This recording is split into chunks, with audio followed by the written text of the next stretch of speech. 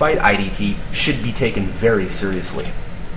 If we cannot always accurately predict the future and what criminal elements may do next in their pursuit of subversive activities, we can only continue to develop enhanced biometric defenses,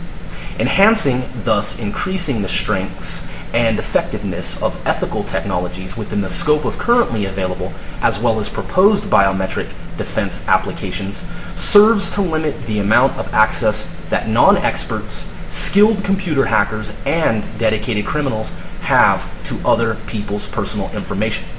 Typically, limiting access to personal information is attempted by using a combination of computer hardware and software to perform checks of authentication of a user to a system. A system, for example, can include, but is not limited to, banks, automated teller machines, ATMs, public, private, police, military, and government computer networks. Ironically, the preceding networks have often been referred to as trusted and dedicated networks, whereas these same networks have routinely been proven to be quite the opposite. For example, untrustworthy and not so dedicated. Notwithstanding, these networks contain personal information such as social security numbers, medical records, criminal offender records, as well as top-level classified national security data.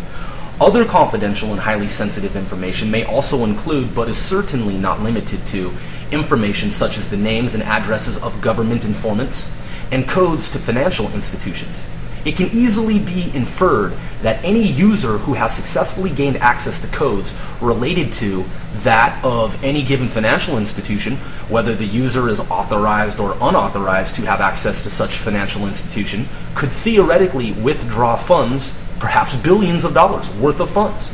Thus, IDT is a grave threat to our livelihood, our well-being, our national infrastructure, and our national security.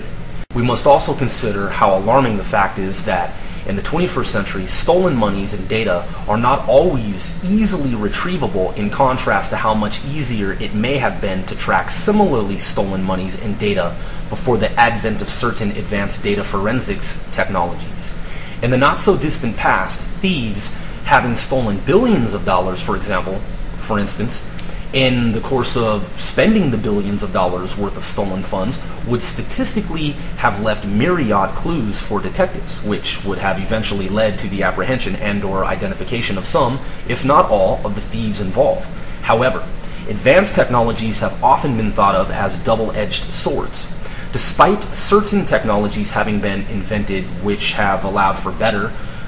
in other words, cheaper, faster, and more powerful, thus reliable tools with which to quickly identify criminal schemes and criminal conspirators during their initial stages of planning, sophisticated criminals also have access to many of these same technologies. Incidentally, in the 21st century, it has become increasingly easier for high-tech IDT thieves to use the internet as a conduit through which to gain access to individuals' personal information and thus assume other people's identities.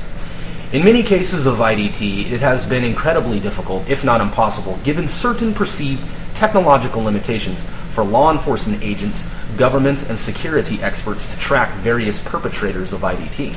Invariably, this has given rise to the belief by some groups and by some individuals that the best way in which to deter IDT altogether is to implant every man, woman, and child with tiny computer chips that would store all of a person's personal information and that would theoretically enable the complete and total 24-hour global surveillance of said persons. The initiative to chip humans as part of an attempt to deter and altogether defeat IDT is fundamentally flawed, as well as fundamentally unethical.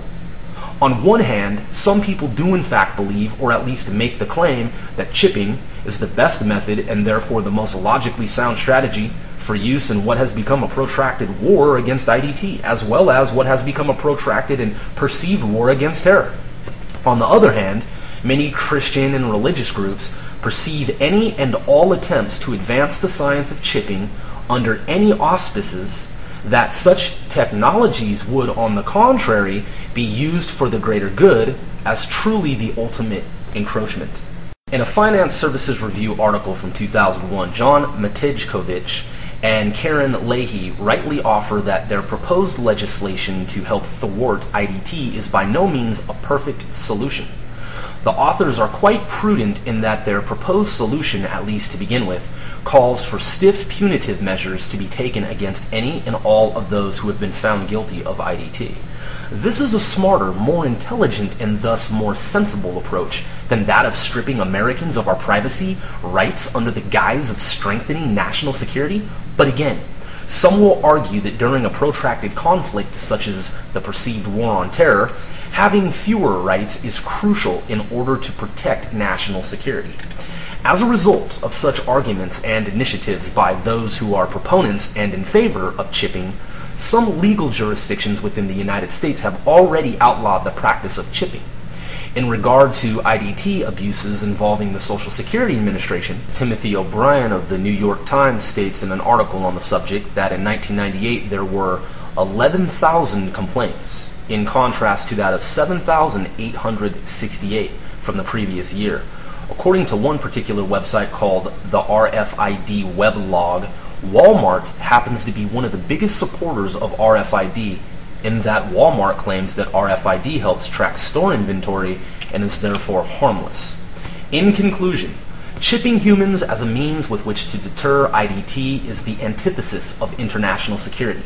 The only viable solution to the destructive forces behind IDT is to continue calibrating, thus enhancing, the mathematical algorithms of our national to international biometric defense grid,